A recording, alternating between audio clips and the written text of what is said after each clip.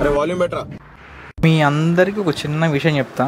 రీసెంట్గా నాకు ఇన్స్టాగ్రామ్లో ఒక నాగసాధు టచ్లోకి వచ్చాడు. నాగసాధులు ఇన్స్టాగ్రాము ఇవన్నీ యూజ్ చేస్తారా లేదా అనే డౌట్ పక్కకు పెట్టేసి మా తాతగారికి ఆయన చెప్పిన మాటలు నాకు చాలా వరకు అర్థం కాలేదు. అంటే నాకు అంత జ్ఞానం లేదు, ఎక్స్పీరియన్స్ ఉంటుంది కదా.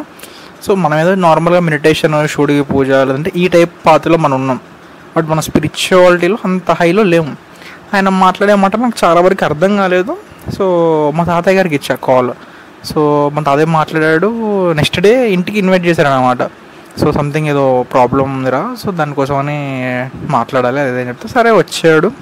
చూడ్డానికి ఎలా ఉన్నాడంటే జుట్టు మొత్తం పెంచేసుకొని ఒక లైక్ ఎలా అంటే ఒక కాషాయం క్లాత్ని లాచి పైజాంలో కొట్టించేసుకుని అంటే బాగున్నాడు చూడడానికి. సో మనం చూస్తే నమ్మేయచ్చు నాగసాధు అనేసి. ఆయన అంటే ఫస్ట్ డే నాకు ఏమనిపించదు అంటే మనం ఎవరన్నా నిజానికి ఒక సాధువు కానీ ఆ స్పిరిచువల్ పద్ధతిలో ఒక హైలో ఉన్న పర్సన్ మన ఇంటికి వచ్చినా లేకపోతే మనం మాట్లాడినా మన మనసు ఫస్ట్ కామ్ అయిపోవాలి. నాకు తెలిసి ఇది నిజమా కదా పక్క పెట్టి మీరు చెక్ చేసుకోండి. నిజానికి మనం గురువు గారి దగ్గర కూర్చున్నా, దేవుడి దగ్గర కూర్చున్నా, లేదంటే ఆపోజిట్ పర్సన్ నిజంగా ఆ స్థితిలో ఉంటే వాళ్ళతో ఏది మాట్లాడినా మన అజ్ఞానం అనేది తొలగిపోవాలి. మనం ఏ క్వశ్చన్ వేసినా దానికి ఆన్సర్ మనకు అర్థమయ్యే విధంగా చెప్పాలి. అర్థమైపోద్ది ఒక పర్సన్ నిజంగా ఆ లెవెల్లో ఉండాలి లేదని అర్థమైపోద్ది. సో నేను అడిగా ఇట్లా అంటే నాకు కొన్ని డౌట్స్ ఉన్నాయి మెడిటేషన్లోని వీటిలలో.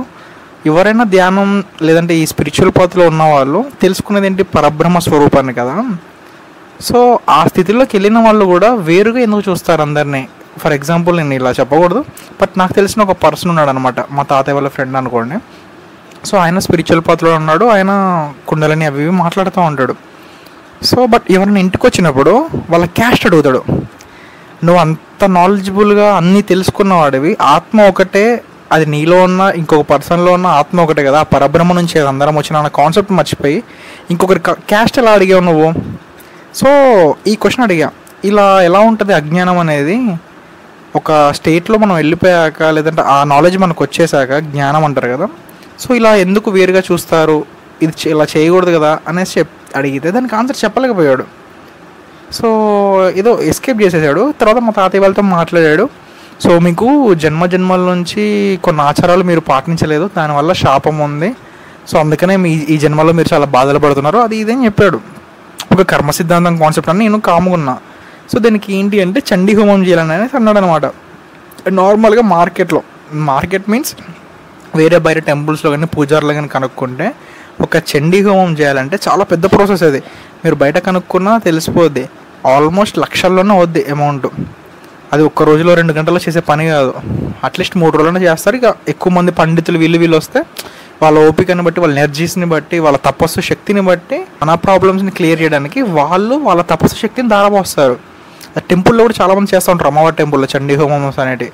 సో మస్తు ఖర్చు అవుతుంది చండీ హోమం అంటే. ఈ అబ్బాయి అన్నాడు సో ఒక 6-7 వేలలో చేసేద్దామండి మనం అనేసి అన్నాడు అనమాట. నాకు ఫ్యూజ్ ఎగిరిపోయింది. కూడా అమ్మ 6-7 వేలలో ఎలా చేస్తావు మీ మామూలుగా అడిగా నేను. అంటే ఏమైనా కావాలన్నా ఏమేం కావాలి, ఎవరెవరు వస్తారా మీ వాళ్ళు అంటే, లేదా నేను ఒక్కని చేసేస్తా అన్నాడు. నాకు దిమ్మ తిరిగింది. సో సరే అన్న ఓకే చేసేద్దామని చెప్పేసి మా తాతయ్య అన్నాడు. నాకు అర్థం కాదు మా తాతయ్య ఎందుకు ఒప్పుకున్నాడు. ఆ అబ్బాయి ఒక ఫోన్ కాల్ చేసుకోవాలని చెప్పేసి ఫోన్ తీసుకెళ్ళాడు. అది చెయ్యి వణుకుతుంది, ఎక్స్పెక్ట్ చేయలే అనుకుంటా అలా ఓకే అంటామేమో అని. ఆ హ్యాండ్ షివర్ అవుతుంది. దాని తర్వాత కొంచెం బయటికి వెళ్ళాడు, కొంచెం కాల్ మాట్లాడేసుకొని వచ్చాడు. దాని తర్వాత జంకుతున్నాడు అనమాట. అంటే అబ్బాయికి అర్థమైపోయింది మ్యాటర్. అంటే మేము ఒప్పేసుకుంటామని అతను ఎక్స్పెక్ట్ చేయలేదు. సో పూజ అనేది 2 రకాలుగా చేయాలండి. ఒకటి ఇక్కడ చేయాలి, మళ్ళీ మేము మా ప్లేస్కి వెళ్ళేసి అక్కడ మేము ఒక టైప్లో పూజ చేస్తాం. ఇక్కడ మట్టిని తీసుకెళ్ళి అక్కడ మేము పూజ చేశాక ఆ మట్టిని మళ్ళీ తీసుకొచ్చి ఇక్కడ చల్లుతాం, అప్పుడు మీకు మొత్తం సెట్ అయిపోద్ది అని అడిగాడు. అసలు నాకు అర్థం కాలే. అంటే ఏంటి, నువ్వు ఇక్కడ నుంచి మట్టి కొంచెం తీసుకెళ్ళి అక్కడెక్కడో పూజ చేపించేసుకొని మళ్ళీ ఆ మట్టి తీసుకొచ్చి ఇక్కడ చల్లేస్తే ఇక్కడ ప్రాబ్లమ్స్ అన్నీ అయిపోతాయా ఏంటి. ఇప్పుడు నేను ఒక మాట చెప్తా ఉంటాను, సర్వం శివ జగత్ అని. ధ్యానం చేసేవాళ్ళు కానీ నాగసాధువులు లేదంటే ఎవరైనా, సో వాళ్ళందరికీ అర్థమవలసిన విషయం ఏంటి, అల్టిమేట్గా ప్రతిదీ పరబ్రహ్మ స్వరూపమే. మనకి తెలియక మనం అజ్ఞానంలో ఉన్నామనే కాన్సెప్ట్ అర్థం అవ్వాలి. ఈ ఇసుక రేణువులు కూడా శివుడు ఉన్నప్పుడు నువ్వు ఈ మట్టిని తీసుకెళ్ళి అక్కడెక్కడో చేసేసి ఇలా అదే మట్టిని మళ్ళీ ఇక్కడ ఎలా జరుగుతావు. ఈ ప్రాసెస్లో సమస్యలు మొత్తం తీరిపోతాయా. నాకు తర్వాత అర్థమైంది. నేను అబ్బాయిని అబ్జర్వ్ చేశాను. ఆ అబ్బాయి హ్యాండ్ మీద టాటోస్ ఉన్నాయి. ఒక హ్యాండ్ మీద, లెఫ్ట్ హ్యాండ్ మీద శివుడిది త్రిశూలమును డమరుకం ఉంది, రైట్ హ్యాండ్ మీద పొట్టి అని రాస్తుంది. అమ్మాయి దొరికాడు రా బాబు, శివుడు నాకు ఒక దారి చూపించాడు. నేను చాలా డౌట్లో ఉన్నా, అంటే ఒక నిజంగా ఒక జ్ఞాని ఒక సిద్ధి ఉన్న పర్సన్ వస్తే కామ్ అయిపోవాలి, మనం పీస్ఫుల్గా ఉండాలి ఆ రోజు. నేను అసలు పీస్ఫుల్గా లేను ఆ రోజు, నాకు అర్థం కాలేదు ఏంటి, నాకు నిజంగా చూపి శివ అసలు ఇతను నిజమా ఫేక్ నాకు అర్థం కావట్లేదు, నాకు ఒక దారి చూపి అంటే వితిన్ 1 డేలో అబ్బాయికి వచ్చాడు. అంటే నైట్ ఇక్కడ స్టే చేశాడు మా దగ్గర, పడుకోవడానికి పక్కేసి నేనే వేసా, మంచిగా పక్కేసా, ఒక ముద్ద పెట్టాం. సో అంటే ఇంటికి ఎవరు వచ్చినా అతిథి కదా, అతిథి దేవోభవ అన్నారు. ఆ అబ్బాయి నిజంగా ఫేక్ రీల్లో పక్క పెడితే మనం ఏది పెట్టినా శివుడికి పెట్టామని ఒక భావంతో పెడితే చాలా హ్యాపీగా ఉంటాం. నేను అలా పెట్టేసి కామగా పడుకున్నా, నైట్ నిద్ర పట్టలేదు, ఇతను నిజమా ఫేక్ నమ్మేలా లేదే ఇలా ఆలోచిస్తుంటే ఎర్లీ మార్నింగ్ ఆ అబ్బాయి చేతి మీద టాటో చూసాను నేను, పొట్టి అని రాస్తుంది. ఆహా ఈ కథలు పడేవాడలే. సో మళ్ళీ ఆ ఫోన్ తీసుకొని వెళ్ళిపోయాడా, షివరింగ్ అవుతున్నాడు అనమాట, కంగారు అంటే చెప్పలేకపోతున్నాడు. అర్థమైపోయింది ఆహా ఈ అబ్బాయికి సందేహం ఏం తెలియదు, ఏదో చేద్దాం అనుకున్నాడు, డబ్బుల కోసం ఇలా నొక్కేద్దామన్న ప్లాన్లో వచ్చాడు తప్ప. అర్థమైపోయిన తర్వాత తాతయ్య అన్నాడు ఈ వద్దులేరా పంపించేద్దాం, ఇప్పుడు మళ్ళీ ఇప్పుడు చూద్దాం అని చెప్పేసి పంపిద్దాం. సరే ఆ అబ్బాయి కూడా కామ్గానే ఉన్నాడు, వెళ్ళిపోయాడు. నేను డ్రాప్ చేయడానికి వెళ్ళా బస్ స్టాప్కి. నీకేమైనా డౌట్స్ ఉన్నాయా అవి అన్నాడు.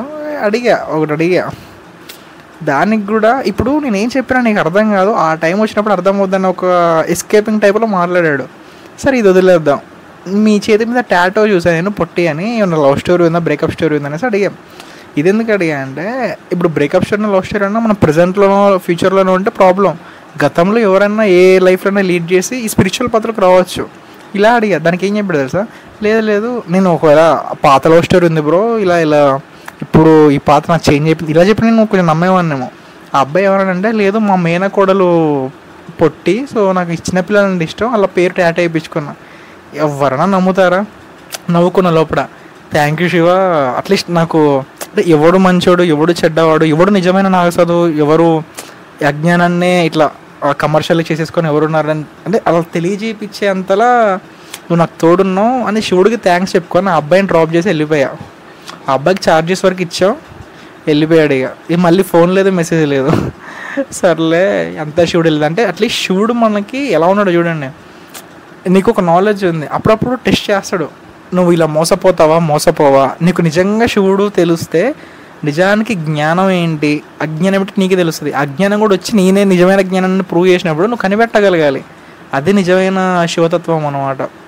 సో అంతా శివుడై ఉన్నప్పుడు అజ్ఞానంలో వచ్చి టెస్ట్ చేసిన వాడు కూడా శివుడే. నాకు ఆ అబ్బాయి కూడా ఒక నాలెడ్జ్ ఇచ్చాడు, అంటే ఇలా కూడా ఉంటారు, నువ్వు జాగ్రత్తగా ఉండాలి, అప్రమత్తంగా ఉండాలని. సో నేను చాలా హ్యాపీ అన్నమాట, శివుడు అలా గైడ్ చేస్తున్నాడు అనేసి. అసలు చెప్పడానికి నాకు ఇప్పుడు అలా ఉంది, చూడండి ఎలా ఉందో. సో అలా ఉంటుంది, చూసుకోండి మీరు కూడా. ఆన్లైన్లో ఇలా చాలామంది చెప్తూ ఉంటారు, అది చేసేస్తాం ఇది చేసేస్తాం. నేను కూడా చూసా, చాలా వశీకరణం చేస్తారంట, ప్రేమించిన అమ్మాయినో ప్రేమించిన అబ్బాయినో. చాలా ఇన్స్టాగ్రామ్స్లో రీల్స్ వస్తున్నాయి, ఆస్తి దగ్గర అవి గొడవలు ఉంటే వశీకరణం చేసి సాల్వ్ చేసేస్తారంట. ఏం నాకు అర్థం కాదు ఈ కాన్సెప్ట్. వశీకరణం అంటే ఒక మనిషిని నువ్వు మాయ చేసేంతలా ఉంటే పాకిస్తాన్ ఇండియా గొడవలు జరుగుతున్నాయి, అందరికీ తెలుసు. అసలు అక్కడ ఉన్న వాళ్ళకి మంచి వశీకరణం చేసేయచ్చు మరి, దేశానికి సేవ అన్నట్టే. నీకు అంత శక్తి ఉంటే సో ఈ గొడవలు ఏం లేకుండా చేయొచ్చు కదా. చాలామంది క్రిమినల్స్ ఉన్నారు, రాక్షసుల్లా ఉన్నారు, అమ్మాయిని రేప్ చేసుకుంటూ ఇబ్బంది పెట్టుకుంటూ, వాళ్ళని వశీకరణం చేసేయచ్చు కదా, ఎందుకు ఇలాగా. సో మీకు ఎవరన్నా ఇలాంటి వాళ్ళు తగిలితే కొంచెం జాగ్రత్తగా మీరే టక్కన వెళ్ళిపోయి దాంట్లో ఇరుక్కోకుండా కొన్ని క్వశ్చన్స్ అడగండి. అడిగితే మీకే అర్థమైపోతుంది, శివుడే మీకు చెప్పేస్తాడు అనమాట వాడు నిజమా అబద్ధమా అని. సో అది మ్యాటర్. ఓం నమః శివాయ, సర్వం శివం జగత్.